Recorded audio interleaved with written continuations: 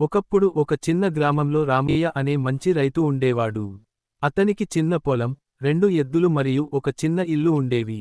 రామయ్య చాలా కష్టపడి తన పొలంలో పంటలు వేసుకునేవాడు. ఒక సంవత్సరం వర్షాలు పడక పొలం ఎండిపోయింది. పంటలు ఎండిపోయి, రామయ్య చాలా బాధపడ్డాడు. కాని అతను హత్తుకుని కూర్చోలేదు. గ్రామ పెద్దవారి దగ్గరకు వెళ్లి సలహాలు అడిగాడు.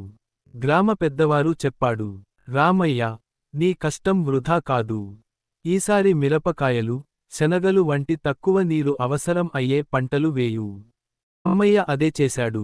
అతను ప్రతిరోజు పొలం దగ్గరకు వెళ్లి కాస్తగా పంటలను చూడ్డం, నీళ్లు పోయడం చేస్తూ ఉండేవాడు. కాలక్రమంలో శనగలు, మిరపకాయలు బాగా పండాయి. రామయ్య వాటిని అమ్మి మంచి డబ్బు సంపాదించాడు.